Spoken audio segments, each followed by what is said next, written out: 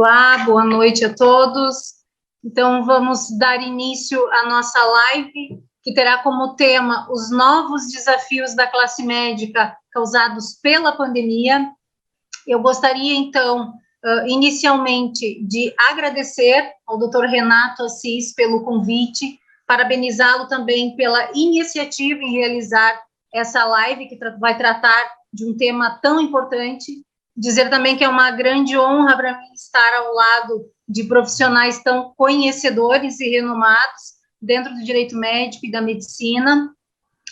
Eu gostaria também de cumprimentar aos demais debatedores, doutor Carlen Obeid e a doutora Tatiana Bragança de Azevedo de Lagostina. Fica aqui também o meu agradecimento especial a todos que estão nos assistindo, amigos, clientes, colegas de trabalho, e, por fim, meu muito obrigada, né, aos nossos apoiadores desse nosso encontro de hoje, que é a Sociedade Brasileira de Direito Médico e Bioética, ANADEM, a Associação Latino-Americana de Direito Médico de Direito Médico, e também a Comissão Especial de Saúde da OAB, aqui de Farroupilha, da qual eu tenho a grande honra de presidir.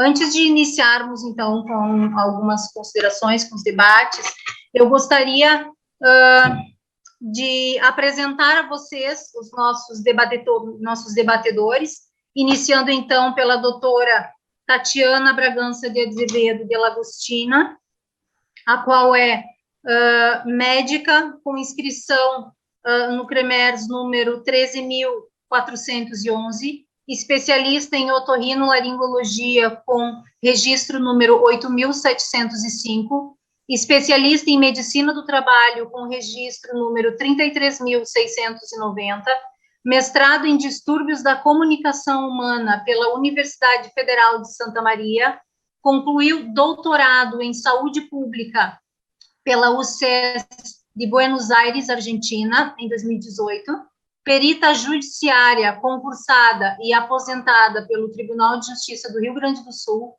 ex-coordenadora da Unidade Médico-Pericial do DMJ do TJRS, ex-presidente da ASOGOT, secretária de Defesa Profissional da ASOGOT e secretária da atual gestão da ABML-PM Rio Grande do Sul e membro colaboradora da Defesa Profissional da ABORT-CCF. Atualmente, é conselheira federal efetiva do Conselho Federal de Medicina, eleita pelo Rio Grande do Sul em 2019 e segunda secretária da diretoria do Conselho Federal de Medicina. Nós temos também o doutor Renato Assis, advogado, professor especialista em direito médico, secretário-geral da Unidade Brasil da Assoladem, conselheiro jurídico e científico da ANADEM, Dr. Carlen Obeid, professor, advogado, especialista em processo civil, presidente da Assoladem do Mato Grosso, membro da ABA de Mato Grosso e conselheiro jurídico da ANADEM. E eu, Franciele Corte Batista, pós-graduada em Direito Médico e da Saúde e Direito de Família, vice-presidente da Assoladem Rio Grande do Sul, e presidente da Comissão Especial de Saúde da OAB de Farroupilha. Bom, doutores, então, como eu disse, esse, obviamente, é um assunto bastante importante para nós tratarmos, porque eu sempre digo que acho que uma frase que muito se aplica a tudo que nós estamos vivendo, é de que quando a gente acha que tem todas as respostas, muito comumente a vida vem e acaba mudando aí todas as nossas perguntas, né? E isso significa, na prática, que ninguém tinha a menor ideia disso tudo que ia acontecer, e muito menos nós estávamos preparados para lidar com todo esse caos, com a magnitude toda que essa pandemia aí acabou gerando para todos nós. E isso certamente não é nenhuma exclusividade aqui do Brasil. Nós temos inúmeros países, todos os países do mundo, independente da sua economia, sentiram com certeza todo o peso do coronavírus, que obviamente já mudou muitas vidas e certamente mudará ainda mais, isso deixando sérias consequências e trazendo grandes desafios a todos nós. E alguns deles, inclusive, nos quais nós vamos discutir hoje nesse nosso encontro. A pandemia, ela acabou nos trazendo rompimentos muito importantes de paradigmas, né? A medicina, ela nunca foi exatamente uma ciência de certezas, ela sempre foi uma ciência inexata, mas isso tudo, todas essas incertezas, elas acabam potencializando, né? Elas foram potencializadas, na verdade, né, a partir do surgimento, então, dessa pandemia, e fez com que o ato médico, ele acabasse saindo simplesmente da esfera da saúde, e ele também acabou ultrapassando muitas barreiras, inclusive barreiras políticas, barreiras econômicas, se tornou aí um assunto do dia a dia dentro das famílias, né? E ele acabou, enfim, sendo o ato médico discutido por todo mundo. Nós tivemos aí o surgimento de muitos especialistas, né? Não só com relação à doença, como também ao gerenciamento, a todo esse gerenciamento dessa crise mundial que nós todos estamos passando. E se nós pensarmos sobre essa ótica das formas de atuação, né? Que todas essas formas de atuação elas vêm sendo questionadas, é bastante importante aliás, é provável, né, que logo adiante nós vamos ter inúmeras repercussões, inclusive repercussões jurídicas, acerca da própria conduta adotada pelo médico. E a grande verdade é que nós não sabemos, afinal de contas, qual vai ser a conduta do próprio judiciário frente, né, ao ato médico praticado durante esse período todo de pandemia. Nós não sabemos como o judiciário exatamente vai se comportar. É claro que aqui, durante esse período, nós trabalhamos muito com aquele fator jurídico, né, que é o que seria no caso do que era possível ser feito, ou do que é possível ser feito dentro de um caso concreto. Mas isso, obviamente, não muda a questão da responsabilidade do médico frente ao paciente. O médico, mesmo com a pandemia, ele permanece tendo uma obrigação de meio, ele permanece sendo, a responsabilidade dele permanece sendo subjetiva, ou seja, ela é apurada mediante a verificação ali de culpa, né? E como uma frase que os médicos sempre dizem, né, que é melhor prevenir do que remediar, né? E isso, obviamente, muito se aplica a toda essa situação que nós estamos vivendo agora. Porque se antes nós já tínhamos, em média, uns 30% dos processos judiciais que envolvem o erro médico, 30% deles já tinham como principal causa de pedir o erro de diagnóstico. Então, como é que vai ser depois que a pandemia passar, depois que as coisas se assentarem? Então, nós não sabemos exatamente como vai ser isso. Então, o médico, ele precisa, de fato, estar preparado e certamente vai ser um grande desafio aí a ser superado, né?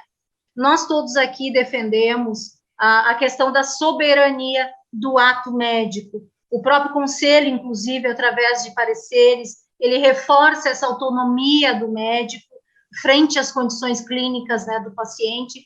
Porém, é muito fundamental que o médico, que ele entenda que essa autonomia, ela, de forma alguma, ela não dispensa nenhuma obrigação legal com relação do médico, com relação ao seu paciente, como, por exemplo, o próprio dever de informar, o qual cabe ao médico, sendo que ao paciente cabe o direito de escolha, ou o direito de consentir, no caso. Uma anamnese bem feita, um prontuário bem elaborado é de suma importância e certamente terá um reflexo importante ali na frente, considerando a questão jurídica, né?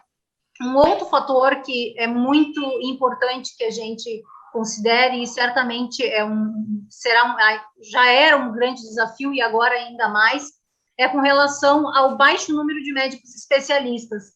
Se nós considerarmos a demografia médica de 2020 e feito também por um estudo feito pela USP, o Brasil ele tem hoje, de indivíduos médicos, falando do médico enquanto indivíduo, 478.010 profissionais. E aqui eu não estou falando do número de registros médicos, porque o médico pode ter mais de um registro de acordo com o estado no qual ele atua, que aí, se nós considerarmos isso, passa de 520 mil médicos, né? Mas, enfim, considerando, então, só esse número de indivíduos, apenas 293 mil médicos possuem um título de especialista. E se nós focarmos na questão da Covid, onde algumas especialidades elas tiveram uma atuação um pouquinho maior, estiveram um pouco mais à frente de algumas outras, como, por exemplo, o pneumologista, o infecto, a medicina intensiva, e para que a gente possa ter ideia, no caso do pneumo, nós temos apenas 3.663 médicos especialistas em pneumologia. Isso é 0,8% desse número total de indivíduos médicos. Infecto, nós temos 4.096 especialistas apenas, e intensivistas, 7.127 mil, isso dá 1,6%. Então, parece-me muito claro, né, que um dos nossos maiores desafios certamente vai ser viabilizar mais vagas, né, em especializações e residências médicas para, enfim, todas as especialidades. Um outro desafio que certamente é de grande importância é a questão da relação médico-paciente, estimular essa relação médico-paciente que, devido a vários fatores, ao longo dos anos, vem sofrendo alguns desgastes, né? Implicações éticas importantes também surgiram a partir do advento aí da Covid, quando nós falamos de modo especial com relação a algumas triagens de atendimentos, de modo especial no que diz respeito a leitos hospitalares e também leitos de UTI, que em muitos casos fica aqui muito claro também, né, a existência de uma clara mistanásia, que nós falamos dentro também ali de alguns princípios da bioética. Enfim, sem contar toda a questão de alguns fatores psicológicos aí que toda a classe médica e também todos os profissionais da saúde, do modo geral, vem enfrentando, e também é um fator a ser superado. Doutores, então, essas são algumas breves considerações. Eu gostaria, então, de aproveitar e já passar a palavra para a doutora Tatiana. Doutora, por gentileza, fique à vontade.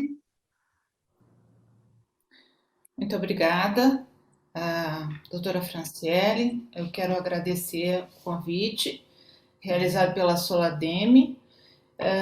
Nós já temos um relacionamento, né, cordial de algum tempo, né, doutora Franciele? Nos conhecemos. Então, a doutora Franciele apresentou meu currículo. Eu tenho também uma atividade que fui perita judiciária durante 30 anos, né? Então eu tenho uma interface com o Poder Judiciário aqui no Rio Grande do Sul, né? Aqui não, porque eu estou em Brasília agora, mas no Rio Grande do Sul.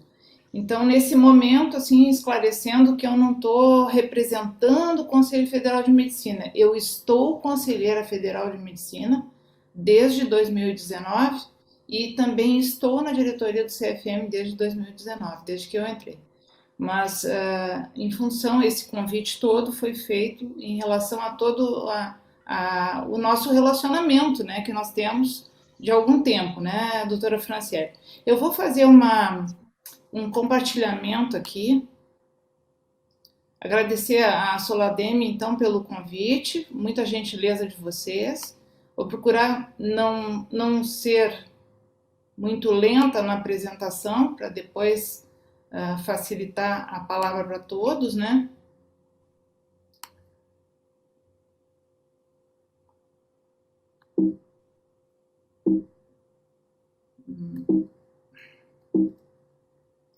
Eu não estou conseguindo rolar aqui. Bom. Bom, então eu vou fazer uma pequena introdução a esse tema que eu me propus a falar hoje.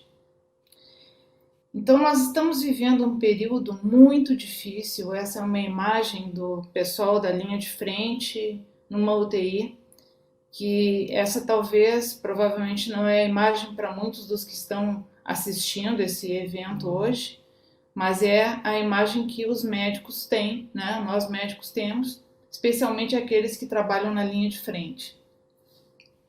A Covid-19, ninguém esperava, obviamente, como a doutora Franciele fez as considerações ali, é uma doença que a primeira notificação a respeito aconteceu no dia 31 de dezembro de 2019 em Wuhan, na China. A Organização Mundial de Saúde declarou pandemia a partir do dia 11 de março de 2020. E nesse momento, né, surpreendendo o mundo inteiro, nós tínhamos uma doença que tinha a característica de uma infecção respiratória, que tinha sintomas de infecção respiratória superior e que depois, em alguns casos, complicava numa pneumonia com dificuldade respiratória. Então, para ser assim bem rápida nas considerações aqui da doença, a maioria dos casos, né, 80-85% dos casos são casos leves que se resolvem sem hospitalização. Aí uns 15%, né, 15 a 20% de casos que necessita cuidados maiores. E desses aí uns 5% que são de fato os que mais complicam. A questão é que é uma doença altamente contagiosa, né, que acabou se alastrando, né, por todo o mundo, né, e a gente assim tentando tratar, tentando ver como se poderia resolver essa doença, tratando sintomaticamente muitas vezes e os casos mais graves exigindo então essa hospitalização. Então, mais ou menos uma em cada 6 pessoas, né, precisava um cuidado de hospitalização com dificuldade respiratória, dentro daqueles casos graves ali, os 5% em média. No mundo inteiro, até hoje, 174 milhões de casos de Covid, espalhados aí por vários países, né? E 3 milhões e 750 mortos por Covid-19. No Brasil, nós estamos beirando os 500 mil, nós estamos com 477 mil e alguma coisa, né? 477.307 até dados de ontem. E isso de óbitos, infelizmente, né, por Covid, e os casos, mais de 17 milhões. Hoje, nas últimas 24 horas, tinham falecido 2.693 pessoas por Covid. No Rio Grande do Sul, é um quadro um pouquinho diferente, nós estamos com mais de 1.121.000 casos. A partir desse momento, nós estamos, pode-se dizer, estáveis em relação a outros estados que estão aumentando o número de pacientes, outros estão até diminuindo, mas o nosso estado está se mantendo estável. E 29.082 óbitos até ontem. Então veja que não é pouca coisa tudo isso. Eu fiz uma retrospectiva rápida para a gente saber que a doença é uma doença que, além de todo esse problema da doença em si, ela causa problemas econômicos nos países onde ela passa, né, onde ela está, né, e isso é a maioria dos países do mundo, e repercussões sociais, repercussões na saúde física e mental das pessoas, né, as medidas de isolamento social, a não elaboração do luto, né, tá tudo muito difícil, o distanciamento das pessoas. Isso gera uma série de problemas. Então, falar assim especificamente dos aspectos legais e éticos. O Decreto Legislativo número 6, de 20 de março, estabeleceu o estado de calamidade pública. Tem a Lei Complementar 101 de 2000, artigo 65, que fala sobre a responsabilidade fiscal, né? E depois houve uma outra lei complementar, a 173 de maio de 2020, com a mesma finalidade. Nós elaboramos uma resolução a 2.271 de 2020, definindo o funcionamento das UTIs, prevendo que teria uma série de casos. Tem também uma portaria de 568 de 2020 do Ministério da Saúde que autorizou que parte dos leitos de UTI fossem destinados exclusivamente à Covid-19. Tal era a demanda que já se estava esperando. Esses em vermelho são situações que aconteceram esse ano, mas já havia partido do CFM uma recomendação, a recomendação número 8 de 2015, a criação dos comitês de bioética, que falam sobre temas importantes, difíceis. São comitês que falam sobre ética médica, mas eles têm uma multidisciplinaridade. Os problemas das instituições de saúde, dos hospitais, que necessitam ser resolvidos com bom senso, né? Além de se preocupar com a parte médica científica. A resolução 2156 de 2016 é nos critérios de admissão e alta de UTIs. E no Código de Ética Médica, que é a resolução que é o código atual, está em vigor, nós temos o artigo 32 que fala sobre o agir médico, que é quando o médico deve tratar o paciente e solicitar os exames necessários, enfim, que não falte neste atendimento nada que seja necessário ao paciente. E o 34, que é sobre a informação. Então, o médico deve informar o diagnóstico, o prognóstico daquela doença. Isso é uma obrigação que a gente tem. Está entre os deveres do Código de Ética Médica. Explicando melhor a resolução 2271 de 2020, as unidades de terapia intensiva, que são as UTIs, elas são locais que têm um sistema organizado para oferecer um suporte vital, uma complexidade alta para diversas modalidades de monitorização das funções corporais, que são essenciais para a vida, suporte orgânico avançado para manter a vida do paciente em condições clínicas de gravidade extrema e risco de morte por insuficiência orgânica. Então, nós temos dentro da UTI dois tipos, né? O tipo 2, que atende pacientes que necessitam um nível de atenção alto, e o tipo 3 atende a níveis de atenção muito alto. Então, elas devem apresentar tanto equipamentos e leitos, né, como também médicos e pessoal, profissionais demais de saúde que são capazes de cuidar desses dois níveis de complexidade.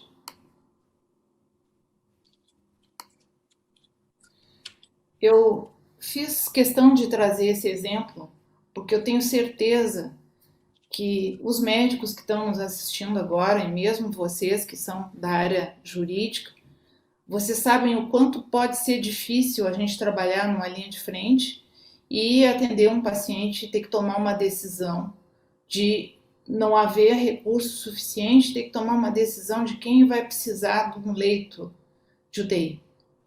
Então, esse exemplo aí é um filme que a Meryl Streep fez, né, que foi da Escolha de Sofia, porque ela faz o papel de uma polonesa, a Sofia Zawistowski, que ela tem um casal de filhos pequenos e ela é polonesa e ela está em Auschwitz. E aí o oficial pergunta para ela está ali e tal, e ela diz assim para ele, olha, eu não precisava estar aqui, eu sou católica, sou polonesa, meus filhos são católicos, e eu necessito sair desse campo de concentração aqui. E aí ele diz para ela, olha, só tem que ter uma criança, um filho seu vai sair junto com a senhora. E isso para uma mãe é quase que morrer, né? É uma coisa terrível. E ela teve que passar por isso, né? Uma cicatriz eterna para a vida dela. E para o pessoal da área da saúde, os médicos também. Isso também é bastante difícil. Então, o que eu vou falar aqui agora, abordagem bioética, os aspectos bioéticos quando existe a alocação de recursos em cenário de escassez. Então, o que está se imaginando? Um cenário que nós não temos um número de UTI suficiente e nós vamos ter pacientes que necessitam dessa UTI. Então, o que é o correto? Assim, isso os comitês de bioética elaboram, né? Tem uma equipe de triagem para ver quem vai para a UTI. Né? É uma espécie de um colegiado para avaliar a gravidade dos casos, a necessidade da intervenção eventual, né? E a probabilidade de recuperação desses pacientes. Transparência e clareza. Eu coloquei isso destacado porque é muito importante. Por esses critérios de transparência e de clareza, eles têm que ser compartilhados, têm que ser compreendidos, tanto pelos médicos como pelos profissionais de saúde, pelos pacientes e pelos familiares desses pacientes. Então, aqui os princípios bioéticos que a gente vai falar agora. Princípio da beneficência. Diante da escassez dos recursos, tem que considerar a expectativa da sobrevida do paciente. Porque quanto maior a expectativa de sobrevida, maior será o benefício das medidas adotadas. O princípio da não maleficência.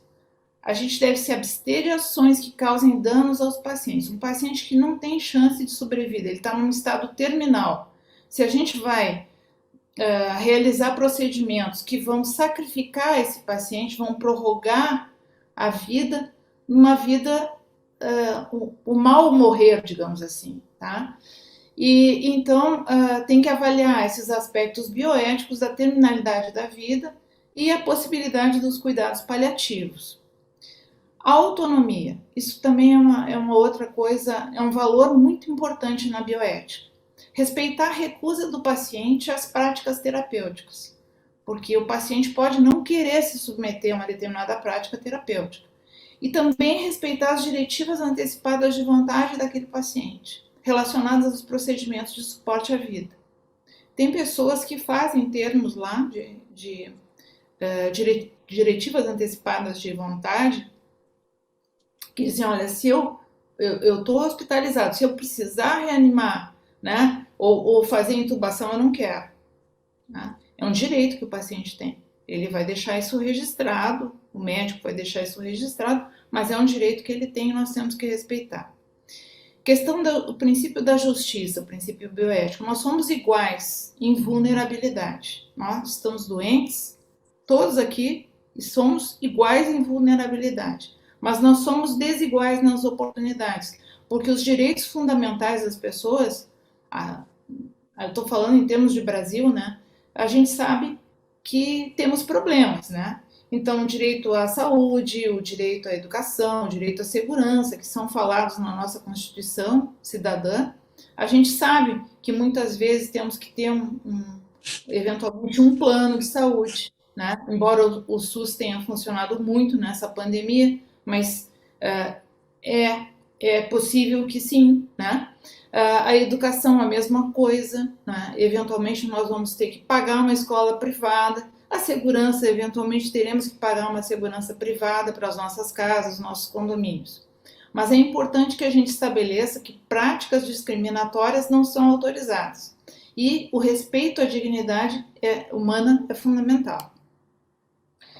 Então vamos falar dos critérios médicos. Mas onde é que a gente tira critérios? Será que a gente acha só? Será que é isso? Eu vou entrar no hospital e o médico vai achar que eu posso fazer alguma coisa ou não? Não é bem assim. A gente tem critérios médicos. E esses critérios são internacionais. Então, nos casos de aumento de insuficiência respiratória aguda grave, possibilidade de esgotamento de abertura de novos leitos, né? Os princípios da ética e da bioética internacional vão ser utilizados para garantir a oportunidade de sobrevivência das pessoas. Então, a gente tem o critério de SOFA, que é o Sequential Organ Failure Assessment. No prognóstico de curto prazo, são avaliados diariamente. O critério ICC, que é o Índice de Comorbidade de Charlson, são as chances de sobreviver a longo prazo em função das comorbidades das pessoas, mas esse índice não contempla a fragilidade dos idosos. Então, tem um outro critério para a fragilidade dos idosos, que é o CFS, Clinical Frailty Scale, para a fragilidade dos idosos. E tem o critério de Karnofsky, que é um critério de decisão de prognóstico. todos esses eu vou mostrar para vocês terem a ideia da onde a gente tira as nossas conclusões. Dá para ver aí na tela? Dá para ver aí na tela? Bom, o SOFA simplificado são critérios que avaliam, por exemplo, parâmetros neurológicos, cardiovasculares, respiratórios, de coagulação, hepáticos e renais. Esses parâmetros, quanto menor a pontuação, melhor é a chance do paciente de sobrevida.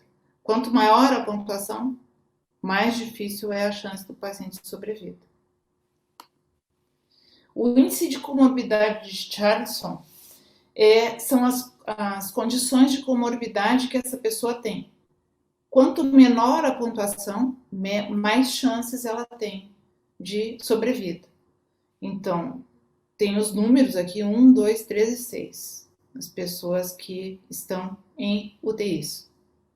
Em termos de critério de escala de fragilidade clínica dos idosos, prognósticos a longo prazo, nós temos essa outra escala aqui, que temos que vai do robusto até a fragilidade terminal. Então, é o robusto, o que está bem saudável, controlado, vulnerável, fragilidade leve, moderada, severa, muito severa e a terminal.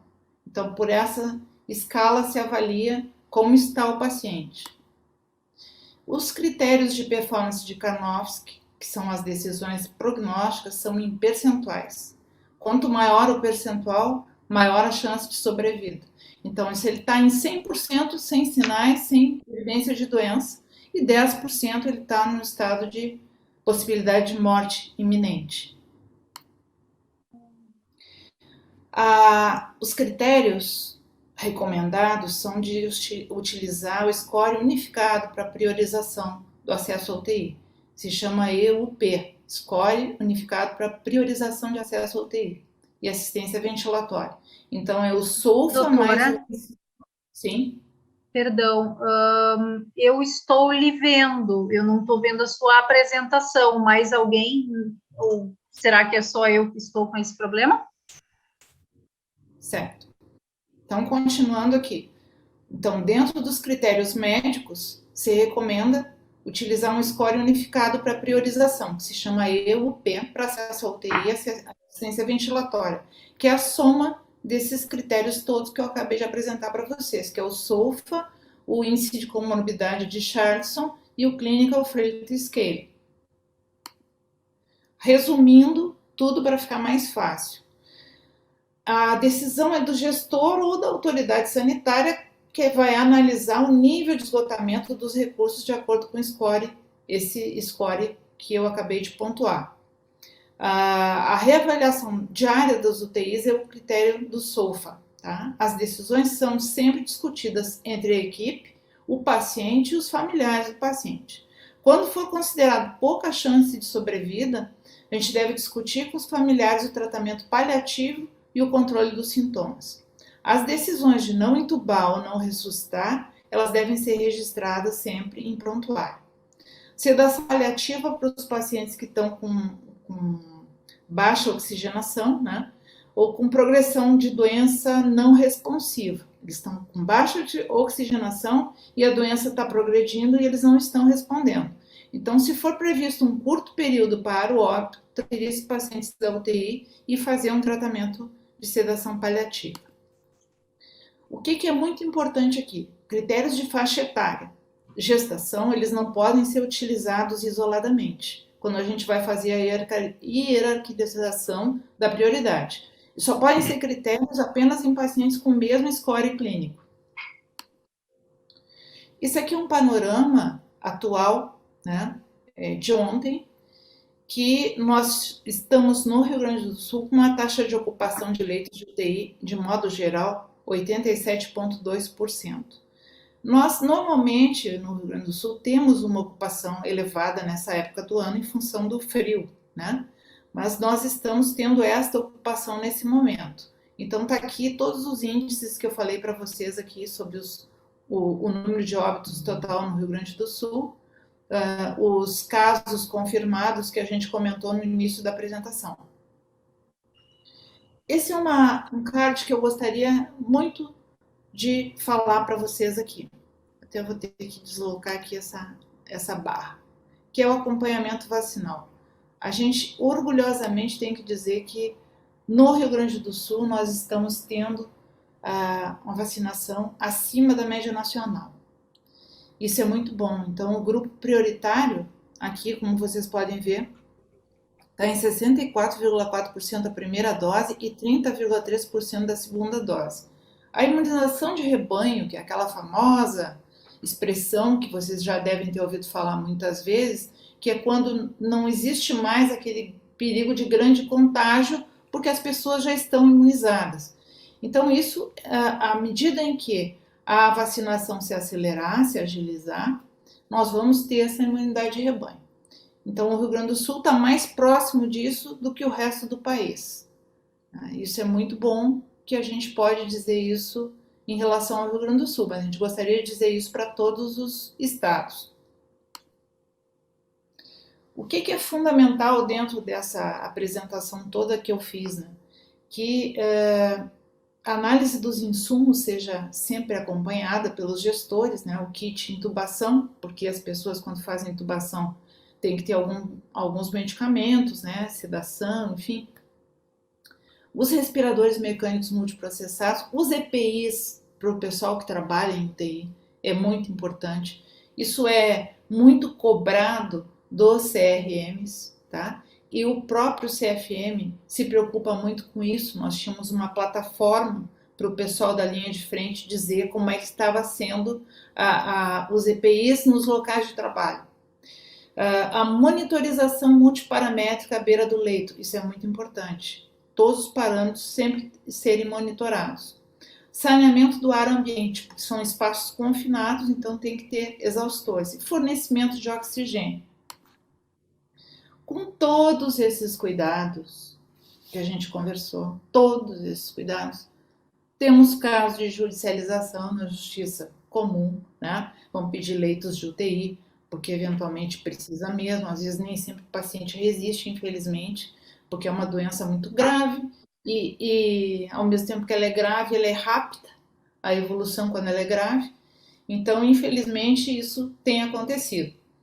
E a judicialização na Justiça do Trabalho, porque foi dado lá, eu acho que tem uma instância, se não me engano, até o próprio STF, que concedeu nexo causal para as pessoas que trabalham com, enfim, essa insalubridade, né, desses hospitais. Aliás, eu acho justo, né, em termos hospitalares. Agora, como a gente tem uma pandemia, que a gente pode pegar essa doença em qualquer lugar, fica às vezes meio difícil, confuso para um empresário comum, né, entender esse raciocínio jurídico, né? Mas é isso mesmo.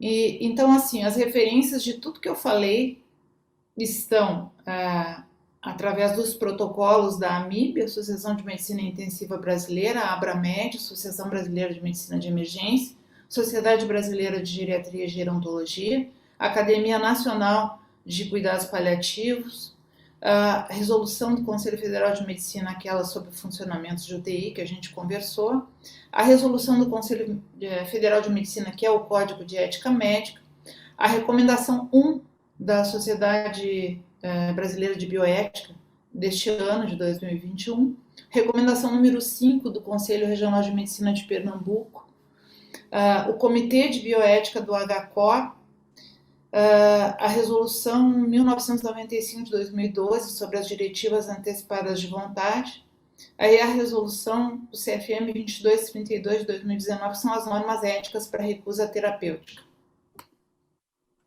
Por fim, né, dizer para vocês aí, colegas médicos e juristas, né, que a gente sempre tem que manter a esperança por dias melhores. Acho que a gente está passando por uma situação de pandemia que nós nunca vivemos, ninguém da nossa geração viveu, ninguém, né? Eu me lembro que a avó do meu marido viveu na época da gripe espanhola e foi uma desgraça, o avô do meu marido, a minha avó, né? Então, mas ninguém da nossa geração viveu, sabe o que é andar de máscara, ninguém sabia isso até a gente precisar, né? Ninguém sabia dessa história de ter que fazer distanciamento, ninguém sabia dessa história de não poder enterrar os nossos mortos com os nossos ritos, né? Ninguém sabia que a gente não podia se reunir. Então, enfim, essa doença veio para deixar todo mundo muito, assim, mal, né? Mas eu acho que a gente tem que ter a esperança, né? Nós estamos já com a vacinação em progresso, né? Nós temos que confiar nas instituições, nós temos que confiar no Ministério da Saúde, nós temos que confiar em todas as instituições que são responsáveis, na própria Anvisa, né? Confiar nas medidas que estão sendo tomadas, porque o fim da esperança é o começo da morte. E a gente não quer morrer, né? Nós queremos que viver muitos e muitos anos, né? E que os nossos entes queridos também vivam muitos e muitos anos. Então temos que manter a nossa esperança. O Charles de Gaulle passou por um período de liderar as forças francesas na época da Segunda Guerra, e ele também foi do governo provisório da República Francesa logo em seguida, de 1944 a 1946, tinha nervos de aço para passar por tudo que passou. Então, eu acho que é uma boa frase de efeito, né, que pode expressar aquilo que nós sentimos. Muito obrigada, doutora Franciele, e todos. Essa era a minha apresentação. Bem, doutora Tatiana, então, muito obrigada por todas as suas explanações. E eu gostaria, então, de passar agora a palavra para o doutor Carlen Obeid. Doutor Carlen, fique à vontade, por favor. Boa noite a todos, boa noite, doutora Tatiana. Em nome do doutor Renato Assis, cumprimento a todos vocês, todos que estão nos assistindo. Uma live muito enérgica. Muito obrigado, doutora Tatiana, pelas excelentes explicações. Doutora Franciele também colocou aí algo que eu sempre discuto nas minhas lives, que é a questão do pêndulo da justiça, que hoje está mais pesado para o tratamento, mas que em algum momento isso vai se equilibrar e as fiscalizações elas vão acabar buscando todos os atos médicos, e isso daí é uma preocupação de nós advogados. Eu gostaria de agradecer o convite feito do Dr. Renato Assis, onde aceitei de pronto, haja visto sua notória habilidade na defesa dos nossos profissionais da saúde, e que nos abrilhantou de forma acertada no convite da doutora Franciele, que nos apresentou a doutora Tatiana, que o seu currículo, doutora, por si só, já nos trouxe essa ânsia pelo compartilhamento de seus conhecimentos, e eu fico muito grato. Gostaria também, nesta oportunidade, em qual é de praxe, em todas as minhas lives, em nome de todas as famílias que perderam um ente querido no mundo todo para esta pandemia, gostaria de externar as minhas condolências em forma de um breve momento de silêncio. Sendo assim, eu acabo que iniciando a minha live trazendo aqui um pensamento socrático, que eu acredito que ele cabe muito bem para a gente refletir nesse momento. Só sei que nada sei, e o fato de saber disso me coloca em vantagem sobre aqueles que acham que sabem de alguma coisa. E por que eu trago esse pensamento? Ainda já se passaram mais de um ano de pandemia e ainda temos muito mais dúvidas do que certezas. Então, é muito importante a gente traçar um caminho onde a gente saiba que não sabe de absolutamente nada e estude de forma intensificada para que a gente consiga reduzir os erros. A doutora Franciele colocou muito bem aqui essa questão da bioética e de todo o cuidado do médico para com o seu paciente, e o doutor Raul Canal, em momento oportuno, numa live anterior, ele citou que na relação médico-paciente, onde há todo o respeito aos princípios bioéticos que envolvem essa relação, nem a CPI do Covid, nem o presidente da República, ninguém consegue apontar o dedo e se sobrepor a essa relação harmônica entre o médico e o paciente. A soberania na autonomia da conduta, a soberania do médico na conduta do tratamento e a autonomia do paciente, onde a doutora Tatiana muito bem colocou, nos expôs aí o respeito à negativa das práticas terapêuticas do paciente, ou seja, essa questão do consentimento livre e esclarecido, muito bem colocado também pela doutora Franciele, onde ela diz que a anamnese e o prontuário, ele precisa ser muito bem elaborado. E o que é ser muito bem elaborado? Será que ser muito bem elaborado é estar recheado de terminologias técnicas onde o paciente ele não tem essa noção? Ou será que uma anamnese, um prontuário com palavras coloquiais, onde o paciente ele vai ler e vai entender aquilo que ele está lendo, e aí sim ele vai ter a autonomia de aceitar a terapêutica ou não é a conduta mais correta.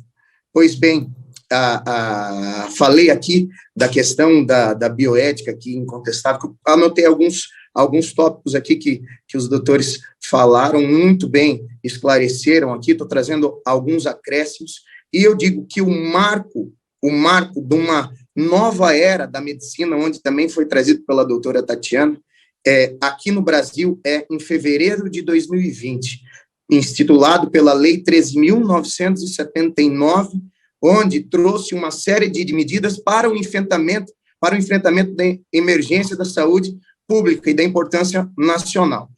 O parágrafo primeiro, ele dispõe mais ou menos assim, eu vou transcrever. Esta lei dispõe sobre as medidas que poderão ser adotadas para o enfrentamento da emergência de saúde pública de importância internacional decorrente do coronavírus, responsável pelo surto de 2019. Daí, então, nós temos o próprio Conselho Federal de Medicina nos trazendo, através de resoluções muito bem colocadas, inclusive, onde dão total liberdade, dão total autonomia para o médico, para com seu paciente, obviamente que respeitando toda essa bioética que aqui foi nos colocada. E aí, como eu digo que é um marco de uma nova medicina, eu poderia citar o exemplo da telemedicina, muito crucificada pelo Estatuto de Ética Médica, e que já estava sendo orquestrados projetos de leis onde poderiam abordar alguns procedimentos através da telemedicina e que, infelizmente, mas obviamente que para maior eficiência, justamente aqui, quando eu disse que nós estamos num pêndulo onde salvar vidas é o essencial, salvar vidas nesse pêndulo é o mais importante. Então, a prática da telemedicina, que era crucificada pelo Estatuto de Ética Médica, ela foi colocada em prática. Então, muitos atos médicos que, diante de tais incertezas e cumulada com justamente essa visão onde, primeiro, a gente precisa salvar vidas, a minha preocupação é que elas vão ser reanalisadas quando este pêndulo se equilibrar. Quando essa balança se equilibrar, esses atos eles serão reanalisados. E aí a importância de nós, advogados atuantes na esfera do direito médico, da gente estar sempre atualizados, sempre estudando medidas, estratégias para a gente defender os nossos profissionais da saúde. Eu vou até finalizar agora, eu tinha preparado um material muito maior, mas por questão do tempo, para deixar o doutor Renato Assis expor um pouquinho também das suas ideias, eu gostaria de agradecer novamente o convite feito pelo Dr. Renato e agradecer a todos que puderam participar dessa nossa live enérgica.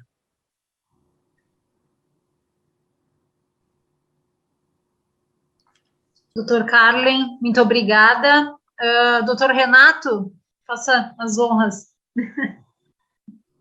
Muito obrigado, Franciele. Bom, gente, que desafio falar depois, né, de todas essas apresentações, né? Fico muito feliz.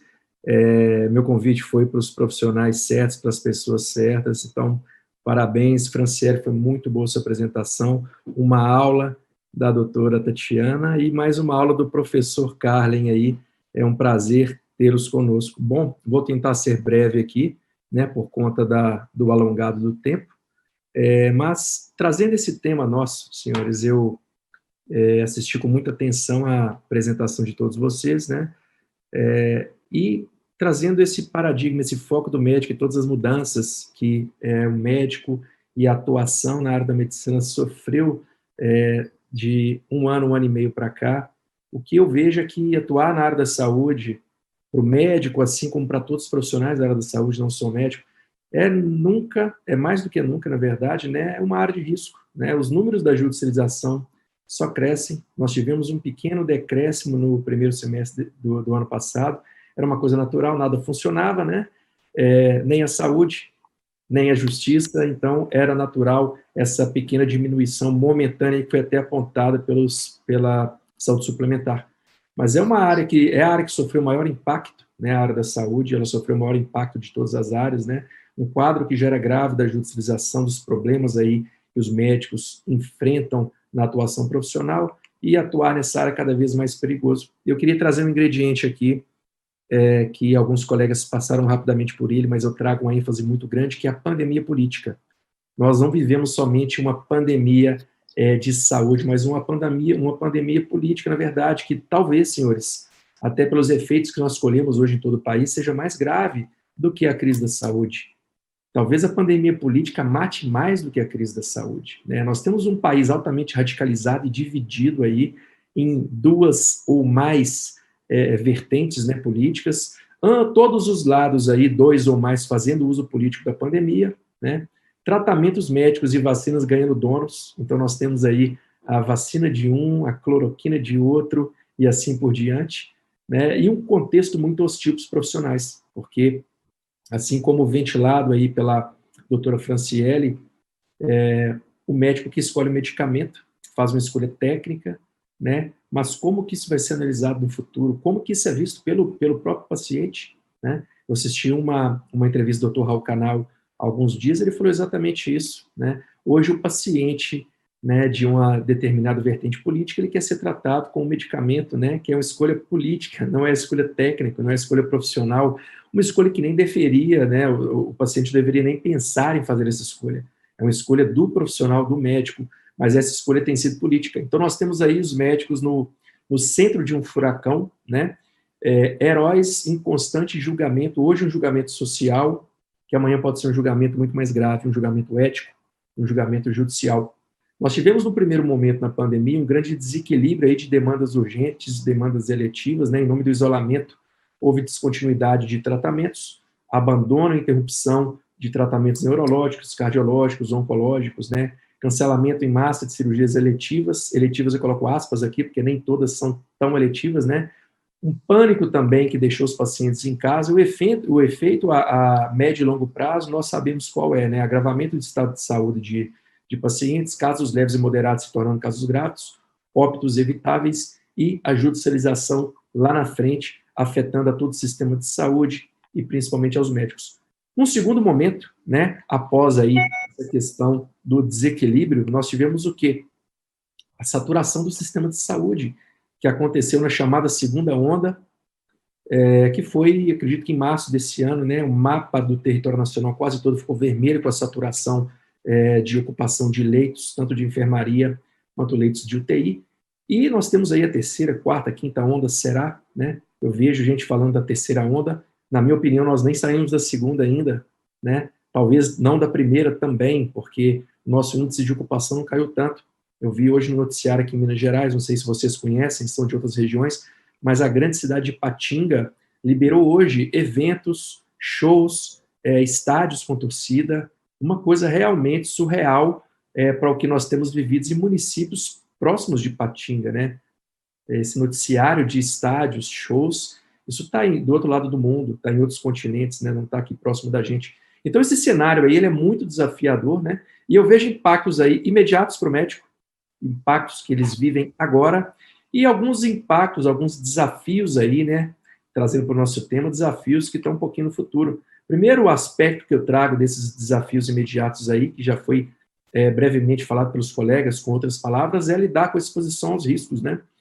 Enquanto todos puderam ficar em casa, os médicos têm encarado a pandemia, né? A pandemia raiz. A doutora Tatiana falou um pouquinho sobre isso, né? Na primeira tela da apresentação dela foi a pandemia dos médicos, né? Aquela pandemia raiz, gente, a pandemia nossa, a pandemia da maioria, obviamente, não posso falar de todos. Tem pessoas aí que perderam a vida, tem pessoas que perderam parentes, amigos próximos, eu perdi muitos, mas a nossa pandemia é a pandemia Nutella, gente, da maioria das pessoas. Está reclamando de não poder ir ao shopping, não poder pegar o avião e ir para Miami. Os médicos, a pandemia dos médicos é aquela pandemia que a doutora Tatiana Bragança apresentou para a gente no primeiro slide, né? E eles estão lá na linha de frente, né? Sem estrutura adequada, sem preparação, sem treinamento para uma pandemia. Quem se preparou para a pandemia? Nem a OMS estava preparada para a pandemia. Tanto que demorou meses para reconhecer que era uma pandemia, né? Sem EPIs, conforme dito pela doutora Tatiana Bragança, essa é a pandemia deles. Senhores, só para ter uma ideia de o quão heróis são os médicos, né? Os médicos acredito que do Peru, eu li essa notícia hoje cedo, posso estar me enganando aqui em relação ao país, peço aí escusas, mas eles entraram em greve por conta do risco, né? Então, enquanto há países aí com médicos entrando em greve por conta do risco, os nossos estão trabalhando, né? Sem estrutura adequada, com todos esses riscos. Riscos para a própria saúde e riscos para os familiares, né? Embora a relação desses profissionais, desses heróis com os familiares tenha diminuído, com os familiares, com os amigos tenha diminuído em tamanha proporção, eles levam risco para casa. Então, os médicos são os mais afetados e os mais exigidos também, os mais cobrados aí na pandemia, né?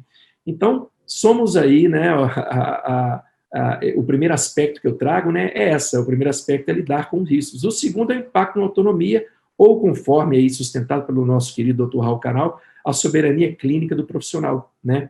O Código de Ética Médica, ele tem base em evidências, né? Artigo 113, ele traz isso muito diretamente, né? Ele libera tratamentos não expressamente reconhecidos cientificamente por órgão competente. Então, a medicina funciona como na visão do Código de Ética Médica, com base em evidência. E quando não há evidência? E hoje nós trabalhamos assim, sem evidência clara. Então, como o médico deve agir, né? Ele pode tudo, mas quem pode tudo não pode nada.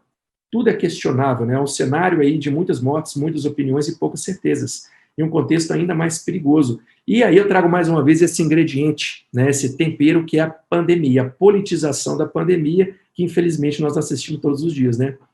Então esse julgamento social que o médico que receita cloroquina ou que receita vacina hoje, que defende a vacina, né, amanhã é um julgamento ético, um julgamento judicial. Independente da decisão, meu querido Carlin Obelt falou sobre a questão do pêndulo da justiça, né, que hoje está para cá, amanhã está para lá. E qual vai ser a visão do juiz que vai julgar um caso desse amanhã, Carlin? Como é que o juiz vai interpretar isso? Hoje, a ciência aponta para um lado. Amanhã, daqui a 4, 5 anos, quando um caso desse for decidido na justiça, a justiça aponta para outro. Será que esse juiz ele vai ter essa visão? Olha, o que nós tínhamos à época era isso. Apontava nessa direção a ciência, né? Será que essa visão vai ser considerada? E mais do que esse tempo, essa visão de qual time político que esse juiz participa, do time da cloroquina ou do time da vacina, né? Isso é mais um ingrediente. Então, até hoje, sem todos esses requisitos aí, sem a ciência apontar algo definitivamente, nós já temos problemas, né? Então, isso aí é um ponto também bem relevante. Terceiro ponto que eu trago aqui, cuidar da saúde mental. Sempre foi um grande problema para muitas especialidades médicas, né? Mas hoje nós temos os médicos aí enclausurados nas UTIs, né? Um contato constante com a angústia humana. As escolhas de Sofia trazidas aí pela doutora Tatiana com muito brilhantismo, né? Escolhas com perdão da palavra, desgraçadas aí que os médicos têm que fazer todos os dias, né? Quem vive, quem morre, quem vai para o respirador, quem não vai, quem toma medicamento, quem não toma, né? Quem fica na maca, quem fica no chão, é uma coisa comum para quem está nas UTIs, né? Uma carga exagerada de trabalho, afastamento dos amigos e familiares. Então, a saúde mental é mais um problema e que traz aí, na sequência, a síndrome do burnout, né? Que é um distúrbio emocional aí, causado por um grande desgaste profissional, estresse em nível máximo, que traz grandes consequências aí, inclusive agravando severamente o risco de eventos adversos evitáveis, ou seja, mais ações contra médicos. Quarto ponto importante, a atuação fora da especialidade, que é um grande dilema ético aí vivido por muitos, né? Eu vi hoje cedo uma entrevista de um estudante, na verdade já de um médico, né? Que saiu da residência na pediatria para a UTI de Covid, né? Então está atuando para salvar vidas, mas está ali no limiar de atos de imperícia, já que ele não é perito, né? Isso afeta até mesmo a formação profissional, já que a residência que ele queria era de pediatria, né? E ele saiu dessa residência para atuar na linha de frente, o que é um grande problema, né? E com um agravante ainda, né? Nós falamos aqui de todos esses efeitos contra os médicos no momento futuro. Essa falta de especialização pode ser considerada até um agravante num futuro julgamento, né? Numa queixa futura, ainda que ele não tenha responsabilidade, esse juiz que eventualmente está na torcida A ou na torcida B da vacina, da cloroquina ou alguma outra, ele pode considerar essa falta de especialização até como um agravante para a condenação do médico que estava se doando ali, se arriscando para salvar vidas. Então é mais um grande problema. Quinto aspecto, né? Problematização do uso off-label de medicamentos, né? O uso off-label é uma coisa extremamente comum, seja na indicação, dosagem, até mesmo na via de administração. Nós vimos isso aí com muita frequência, mas se tornou um grande risco a politização dos medicamentos, né? E até porque, gente, para COVID, qual medicamento não é off-label? Já que não existe um remédio para COVID, né? Recentemente, gente, eu fiquei pasmo de ver isso, ouvir isso, vendo a reportagem sobre aquela CPI horrorosa, né? E quando eu falo de pressão contra médicos, quem assistiu a sabatina da doutora Nise Yamaguchi me deu vontade de chorar vendo aquilo ali. É uma coisa terrível, né? Ver Renan Calheiros agindo daquele jeito, né? Sabatinando ali numa tremenda falta de educação, a pessoa igual a Nise Yamaguchi, enfim, isso é um assunto para outro momento. Mas nós tivemos até PL, gente, para proibir medicamento off-label. Não sei se todos viram isso. Teve um deputado ou senador que apresentou, a hora que alertaram ele, querido, você sabe do que você está falando? Você sabe o que é off-label? Parece que ele retirou o PL logo depois, né? Mas ele estava olhando para quê? Estava olhando para cloroquina e para Bolsonaro, era a visão que ele tinha, ou seja, são aí os nossos políticos, infelizmente, né? Sexto ponto, né, de um novo desafio aí, a questão da teleconsulta, né? Veio sendo debatido durante tanto tempo, em 2018, salvo engano, o Conselho Federal de Medicina avançou, depois recuou, e nós tivemos aí, ano passado, uma hora para outra, o boom da teleconsulta, e os médicos estão sem uma regulamentação adequada, sem estrutura, sem treinamento, né? E agravando aí o seu risco profissional, já que demanda muito mais cuidado uma teleconsulta, né? Até porque existem ainda profissionais fazendo mau uso, né? Isso é uma coisa importante de dizer aí.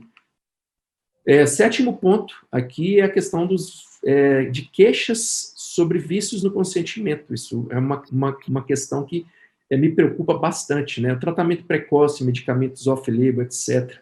Tudo isso já é questionado hoje, né? E todas as terapias são alvo de crítica, a depender aí da visão de cada um. Todo mundo é um pouco médico hoje em dia, né? Tem o Dr. Google para opinar também, tem o posicionamento político para arrebentar com tudo, e no final nós temos aí pessoas alegando que no leito de morte até pagelância e macumba eles aceitam. E amanhã culpando o médico por algum tratamento que não deu certo. Eu sei porque eu já tive diversos pacientes aqui me procurando, né? Quando vem um especialista, não entende o que é o especialista, me procuram para processar médicos, hospitais e até o Estado. Até porque há maus profissionais, né, advogados aí que atuam contra médicos, buscando isso em rede social, estimulando ações, né, já falando que o médico que não apresenta aí a possibilidade de tratamento precoce está agindo com negligência. Então, como que a justiça vai abordar tudo isso futuramente, né? Temos aí um último ponto, que é manter a atualização profissional. Nós temos o cenário aí dentro da saúde, o cenário mais volátil da história, né? Mudanças constantes nas orientações, novas descobertas, né? E a meta dos profissionais tem que ser uma atualização e pesquisa diários e constantes. E, mais uma vez, né, eu trago a política para o meio. Desculpem por falar tanto de política, né, mas tem tudo a ver com o nosso tema. As fake news e a politização dos meios de comunicação que prejudicam tanto aí quem busca conhecimento. Realmente é muito difícil buscar informação hoje, né, e transformar em conhecimento com tanta mentira e com os meios de comunicação tão politizados. Então, estar desatualizado aí é mais grave do que nunca, e a atualização, que hoje tem que ser diária, é um grande desafio. E para finalizar, pessoal, eu falei de 2 aspectos, os que afetam aí os profissionais hoje e os que, na nossa visão, afetarão amanhã, que é o aspecto jurídico, né? O Carlin passou muito bem por isso, o aspecto jurídico que advém de tudo isso, né? Então, as decisões médicas, elas são sempre tomadas no contexto de incerteza, sempre eivadas de risco, mesmo com protocolos reconhecidos. Quando nós pegamos aí o caso de sepse, tem um protocolo reconhecido há décadas e que em mais de 60% termina em morte. Então, ter um protocolo não é receita de sucesso. Imagina numa pandemia com uma nova enfermidade que está matando milhões de pessoas. Então, os médicos atuam sem protocolo, sem medicamentos específicos, só off-label, né, que o nosso querido deputado ou senador quis proibir, e o risco é severamente agravado. Então, como é que o médico deve agir no final, num cenário que tudo é questionável, né, e conforme dito, né, o atual julgamento social que eles já sofrem pode evoluir amanhã para um julgamento, né, ético e judicial. Já tem evoluído, na verdade, senhores, já tem evoluído. Então, como é que a justiça vai abordar isso futuramente? É uma grande preocupação minha, né? Para onde apontarão as evidências científicas, né, futuras, né, em qual time os julgadores estarão, e uma preocupação especial aí sobre esse aspecto de que os acertos de hoje podem ser vistos como erros amanhã. E, rapidamente, aqui em 12 minutos, finalizo por aqui, agradecendo a todos, e estou vendo aqui, a Lara nos informou que não há perguntas até o momento, e eu abro para o debate dos colegas, caso algum queira fazer alguma colocação, alguma observação, e já parabenizo aqui a todos, agradeço demais por atender ao meu convite, foi muito rico, e foi uma honra muito grande. Doutora Tatiana, a palavra está com a doutora. Na verdade, eu teria muitos pontos para abordar, sabe? Porque o senhor colocou muitos pontos, a doutora Franciele colocou muitos pontos, o doutor Carlin colocou alguns pontos. E assim, ó, eu vou começar por um tema que eu considero mais vibrante, assim. É uma pergunta que, para quem não é da área médica, às vezes fica difícil entender. Mas escuta, mas se não tem um tratamento, se a doença é nova, se estão descobrindo, mas então por que trata? Por que não trata? E será que tem que tratar? Será que não tem que tratar? A medicina ciência, ela existe há relativamente pouco tempo. A medicina baseada em evidências também existe há muito pouco tempo. O que, na verdade, a gente está querendo mostrar, e isso às vezes pode não ser muito fácil de entender, é que as verdades científicas, elas são sempre transitórias. Vou dar um exemplo bem claro. Quando eu me formei em 1983. Doutora Franciele, eu tenho certeza que não tinha nascido, tá? Eu me formei em 1983 e a gente tratava úlcera duodenal de uma forma. Se dava antiácido, o cimetidine, e eventualmente se não respondia, ia para gastrectomia. Essa era a conduta dos melhores gastroenterologistas. Tá? Até que 2 pesquisadores australianos, não faz tanto tempo assim, eu não vou me lembrar a data exata, descobriram, isolaram uma bactéria na úlcera duodenal. Se chamava Helicobacter pylori. A partir daí, bactéria, antibiótico. Começaram a usar um antibiótico. O paradigma do tratamento da úlcera duodenal mudou completamente. Aí eu pergunto para os juízes, todos os médicos antigamente estavam errados? Não. Porque a verdade científica daquele momento era esta. Tá? Depois mudou, porque essa é a característica da verdade científica. O Karl Popper, quando estabelece a verdade científica, ele diz isso. As experiências vão indo, as pessoas vão fazendo as experiências até que uma outra verdade se sobreponha. E não é feio, não é humilhante, não é. É assim a ciência. Agora, existe uma outra verdade que é muito importante que se saiba aqui, que essa sim não muda, que são as verdades bioéticas. Elas são os pilares da medicina, desde o tempo de Hipócrates. O fato da pessoa tratar o doente, acolher o doente, tratar o sintoma, isso é da medicina hipocrática. Não tinha essa coisa de evidência. Então, senhores, o que eu quero dizer para vocês é que as verdades científicas são transitórias, porque são científicas, e as verdades bioéticas são permanentes. Essa é a diferença. E isso faz todo o entendimento que as pessoas têm que ter. Então, o médico, se ele é médico, ele não vai ver uma pessoa sofrendo, entende? E não vai fazer nada. Ele alguma coisa ele vai fazer. Aquilo que tiver ao alcance dele, ele vai fazer. Aí, há uma outra descoberta científica nesse ínterim. Né? Não, agora nós vamos tratar de tal maneira porque a evidência científica é essa. Pronto, vamos tratar, não é humilhante. Né? Agora, o que fica de tudo isso assim? A vacinação é um tratamento, como é que eu vou dizer assim? É a forma de evitar uma virose. Isso é uma questão internacional. Os países que fizeram a vacinação, por exemplo, vou dar um exemplo, Israel, que tem 9 milhões de habitantes. Quando eles vacinaram um percentual de pessoas que já fizeram a imunidade de rebanho, que passou de 60% a 70%, acabou. A maior parte das restrições acabaram.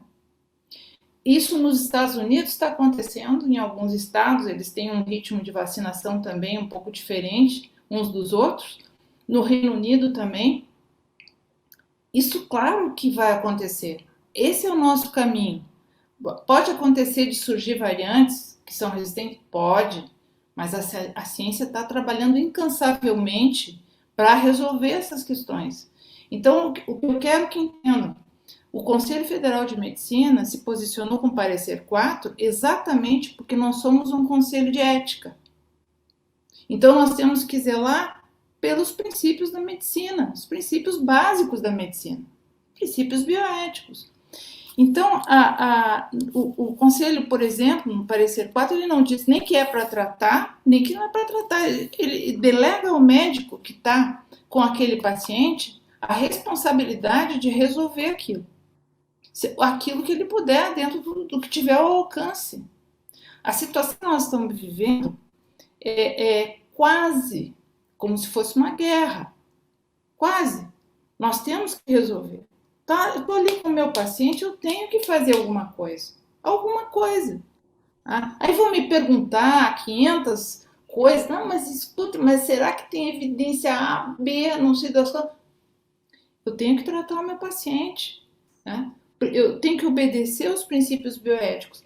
E se a gente for mais rigoroso, os medicamentos off-label, muitas especialidades utilizam. Então, isso sim, o senhor tem toda a razão, doutor Renato. A política transformou isso numa coisa que não é. Eu nunca vi ninguém fazer pergunta sobre vacina de gripe. Era para vacinar para gripe, todo mundo ia vacinar para gripe. A gente sabe que não é 100% a proteção de nenhuma vacina, e nem muito menos a vacina da gripe. Mas por que agora isso ficou tão importante? Tem que saber, não quero saber se é 49, se é 50, se é 61, se é 80. Para começar, não importa muito. O que mais importa é a quantidade de pessoas que se vacinar. É um cálculo, é uma questão matemática. Se eu tenho um monte de pessoas vacinadas com uma vacina que tem uma capacidade de uma ação um pouco menor, mas se eu tenho muitas pessoas vacinadas, eu vou ter a imunidade. Então, essas questões, realmente, a política aí, eu não sou contra a política, eu acho que a política é a economia concentrada, eu acho que é importante para todos o conhecimento disso, mas não pode ser só isso. E a medicina não é política, embora tenha política também, né, em algumas questões. As leis que fazem, que são, às vezes, desastrosas, ou leis que são mais favoráveis à nossa atividade, que nos protegem mais, mas isso é política. Agora, a nossa atividade é atividade com o paciente. É isso. Tá? Doutor Carlen, se quiser Perfeito, doutora fazer Tatiana. as considerações finais. Acredito que aquela colocação da troca de tratamento, que Heisenberg ele responde de forma contundente à problemática pelo princípio da incerteza, de que naquele momento, esta era a terapêutica, era o tratamento para aquela anamnese. Então, naquele momento não havia um novo estudo. Então, obviamente que eu acredito que num cenário jurídico, o juiz ele poderia se utilizar de fundamento desse princípio da incerteza para absolver um médico que usava naquele momento em que não havia esse novo tratamento, para absolver o médico de qualquer possível ato de erro médico. Muito bem colocados todos os posicionamentos pelos doutores. Renato, parabéns pela brilhante apresentação. Acredito que realmente essa politização da pandemia ela tem nos trazido mais malefícios do que benefícios, e sempre contundente, sempre olhando, excluindo o teu lado ideológico, colocando ambos os lados, que hoje realmente é nítido que estamos divididos em dois lados. O senhor colocou 3, 4, 5 lados, mas é nítida a subdivisão em dois lados. Então, parabéns por todos, parabéns a todos aí pela brilhante explicação. Fico muito feliz, fico muito honrado em poder ter participado desse debate. Quero muito já marcar o próximo, viu, doutora Tatiana? Parabéns pela brilhante explicação. Já quero marcar o próximo, viu? Me chamem para o próximo. Muito obrigado a vocês e boa noite. Perfeito. Então, bom, doutores, parabéns a todos vocês por todas as explanações. De fato, foram aulas, né? Foram aulas, não foi um debate, foram aulas de fato. Parabéns a todos. E, com certeza, apesar de toda essa complexidade aí que nós tivemos, algumas coisas a gente não pode negar que acabou sendo bom para nós, como, por exemplo, o fato de nós estarmos aqui hoje, cada um em lugares diferentes, em estados diferentes. Então, a pandemia, ela trouxe para nós uma facilidade de comunicação que até nós tínhamos à disposição, se for ver, mas nós não tínhamos nos dado conta do quanto ela era possível e efetiva, né, eficaz, essa comunicação. Então, ela também nos trouxe isso, e eu acho que ela reforçou ainda mais a importância e a eficiência também de toda a comunidade científica, que em tempo recorde aí acabou criando ali uma vacina que pudesse nos trazer um pouquinho mais de segurança, né, com relação à gravidade aí de toda essa doença. Bom, doutores, então, tendo em vista o avançar da hora também, que nós passamos um pouquinho do período inicialmente proposto, eu quero agradecer, então, mais uma vez a todos vocês e fico à disposição para uma próxima. E, Renato, mais uma vez, parabéns pela tua iniciativa. Obrigada a todos, muito boa noite, até breve. Boa noite. Antes de passar a palavra para o Renato, eu gostaria de abrir um parênteses a respeito de um erro formal, quando você disse que estamos em estados diferentes. Eu sou do Mato Grosso do Sul, tá? E não do Mato Grosso. Sul. A gente tem essa rixa com o estado de Mato Grosso, mas nada tão importante, tanto é que eu fiz essa consideração a título, inclusive, da gente dar algumas risadas agora no final, mas é Mato Grosso do Sul, tá? Estou na capital Campo Grande de Mato Grosso do Sul. Muito bem, muito bem. Bom, então tá joia, pessoal. Muito obrigada por tudo, eu agradeço mais uma vez o convite, tá? Eu que agradeço, doutora, obrigada por ter aceitado. Isso, pessoal. Bom, eu só tenho a agradecer também, eu tenho certeza que eu escolhi as pessoas certas. Carlen, meu professor, Franciele, te conheci não advogada, gente, é uma grande alegria, uma grande advogada, e está sempre lá na frente, puxando a fila. É um grande prazer para mim. Doutora Tatiana, foi um deleite, tá? Foi uma aula realmente assim como dos demais. Muito obrigado pela disponibilidade. Nós sabemos da sua agenda, né? E quando a Franciele falou sobre a possibilidade de sua participação, todos nós ficamos muito felizes.